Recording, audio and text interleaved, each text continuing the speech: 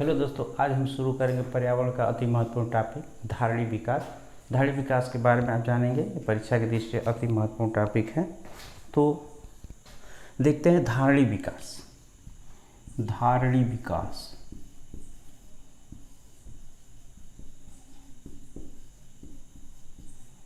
धारणीय विकास धारणीय विकास को हम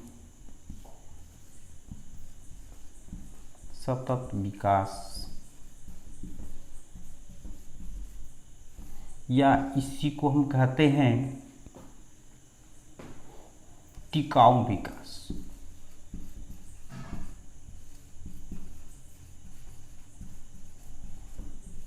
या इसको कहते हैं सस्टेनेबल डेवलपमेंट।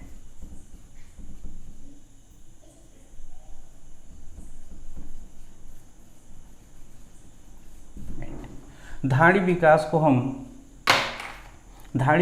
को हम सतत विकास कह सकते हैं या टिकाऊ विकास या सस्टेनेबल डेवलपमेंट कहते हैं।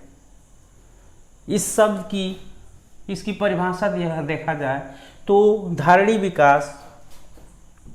विकास की वह अवधारणा है जो वर्तमान आवश्यकताओं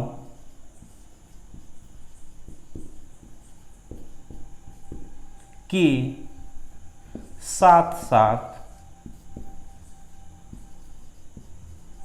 भविष्य की आवश्यकताओं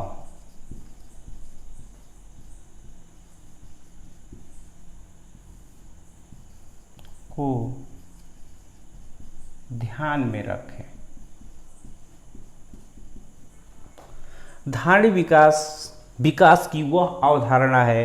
धारणीय विकास की वह अवधारणा है। धारणीय विकास की वह अवधारणा है जो वर्तमान आवश्यकताओं की पूर्ति के साथ साथ भविष्य की आवश्यकताओं की पूर्ति को ध्यान में रखे। उसी को हम कहते हैं सतत विकास। सतत विकास का मतलब होता है कि हमको प्राकृतिक संसाधनों को इस प्रकार से दोहन करना है कि आने वाली हमारी पीढ़ी के लिए भी ये संरक्षित रहे। तो इसका जो मुख्य उद्देश्य होता है, इसका मुख्य उद्देश्य है प्राकृतिक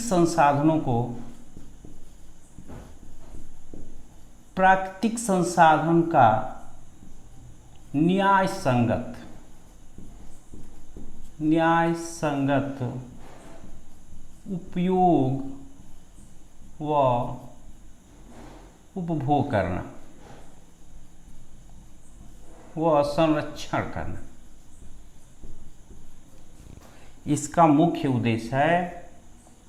धारणीय विकास का मुख्य उद्देश्य है कि प्राकृतिक संसाधनों को न्याय संगत ढंग से उपयोग किया जाए, उपभोग किया जाए, संरक्षण किया जाए, ताकि हमारी भावी पीढ़ी के लिए भी जो हमारा ईंधन हो, प्राकृतिक संसाधन हो, बना रहे।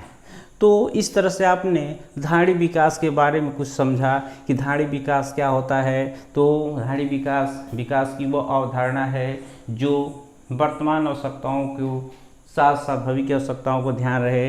इसको धारणीय विकास को सतत विकास या टिकाऊ विकास भी कहते हैं। इसको मिटा दिया जाए।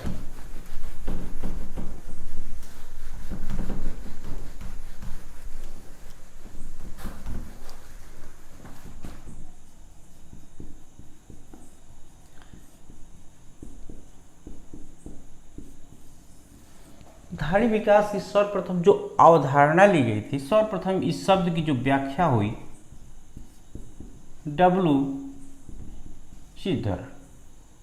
धारणीय विकास शब्द की सर्वप्रथम जो व्याख्या होता है, सर्वप्रथम व्याख्या WCD के द्वारा किया जाता है। और इसका जो मुख्य रिपोर्ट था our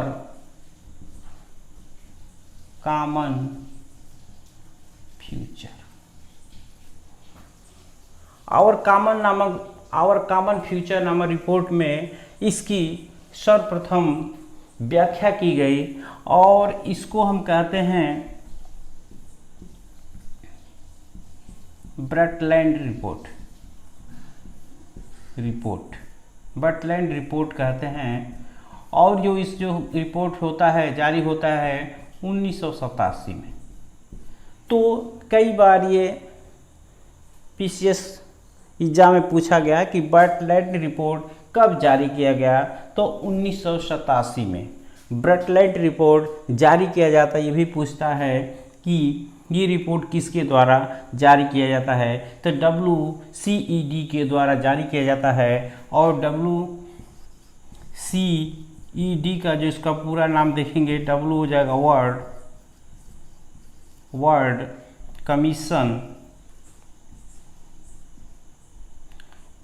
commission on environment development.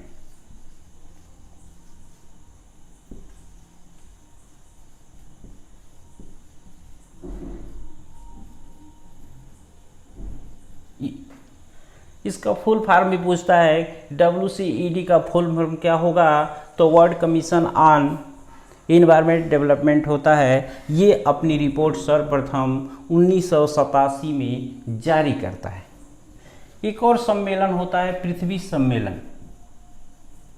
पृथ्वी सम्मेलन होता है 1992 में। 1992 में पृथ्वी सम्मेलन होता है और यहाँ पर एक रिपोर्ट जारी होता है। इसको रियो घोषणा भी कहते हैं, रियो घोषणा। और इसमें जारी होता है एजेंडा 21। और एजेंडा 21 में धारणीय विकास की बात की गई है। तो धारणीय विकास के बारे में इतना आपने जाना कि धारणीय विकास सर्वप्रथम कब कहाँ के स्थापित किया गया, तो ब्रटलैंड रिपोर्ट के तहत 1987 में। और पृथ्वी सम्मेलन 1992 में होता है, जिसको रियो घोषणा भी कहते हैं। उसमें एजेंडा 21 भी जारी होता है, जो सतत विकास के बारे में बताया जाता है। इसमें एक और शब्द आता है धारणीय विकास के बारे में। सन 2002 में जोहान्सबर्ग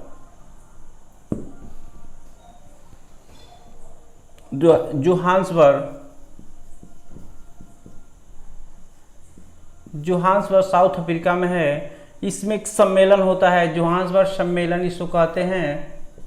और ये 2002 में होता है। और इसमें सर्वप्रथम जो सम्मेलन होता है, इसका जो मुख्य एजेंडा था सतत विकास।